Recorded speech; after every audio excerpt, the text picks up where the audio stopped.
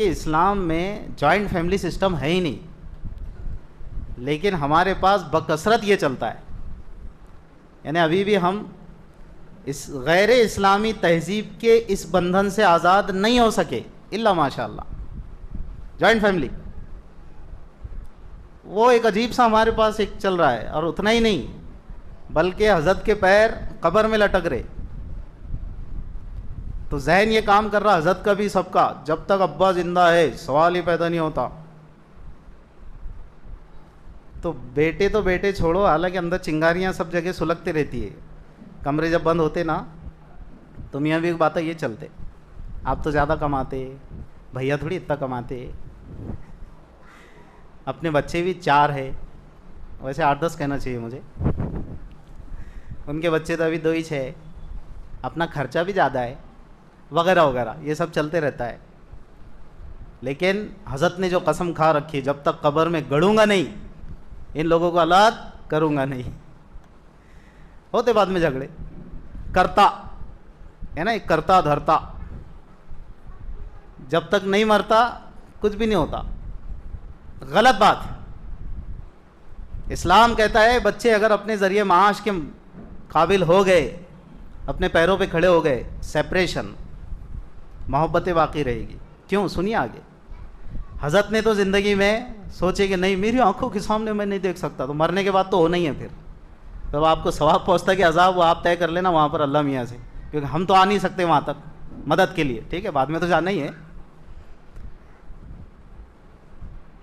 तो हम तो आ नहीं सकते, अब आपने किया नहीं, बाद में ये बेटे, तो एक और फसाद है, बस उसको जिक्र कर रहा हूँ कि जैसे ही बेटा बाप गया तो हमारा एक फैमिली सिस्टम ये चल पड़ा है जो हमारी तहजीब नहीं है, इस्लामी तालीमात से इसका ताल्लुक़ नहीं हो। क्या है जानते हैं आप?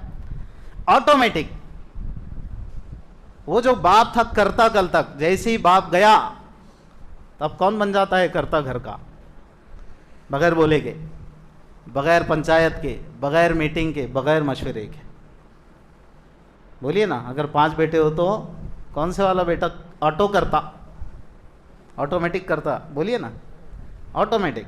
घर का अब सबसे बड़ा भाई करता हो गया, अब मैं करता हूँ। अब वो करते के चक्कर में ये छोटों को पहले बाप वाली उन्होंने टर्म निकाली, समझ रहे आप, पारी, बाप वाली पारी, तो बाप तो गया, अब बड़े भाई के मरने का इंतज़ार, ये भी कब मरता क्या मालूम।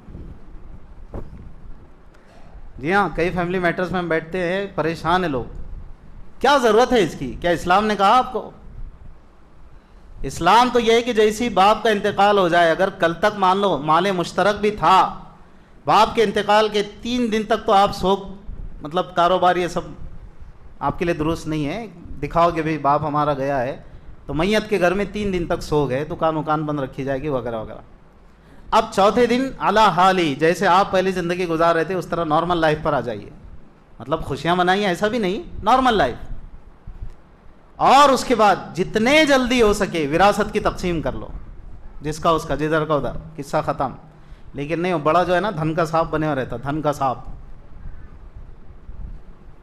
और धन का सांप यानी फन का सांप, हाथ किसने बढ़ाएगा? दिया फन रखे, क्या करेंगे भाई?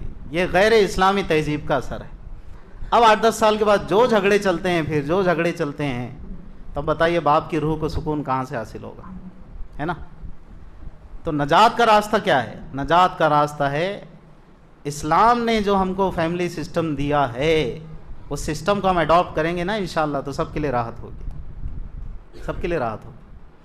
लेकिन पता नहीं तकल्लुफ़ात इतने हैं समाज में, यानी हम ये सोचते हैं कि हज उम्रा करके सदक़ात खैरात करके तो मुसलमान बने रहना, विरासत की तकसीम नहीं करना है, भाई को भाई का हक, बहनों को बहनों का हक, भाई अब तू तेरा संभाल मैं मेरा संभालता, नहीं, पकड़ के रखेंगे।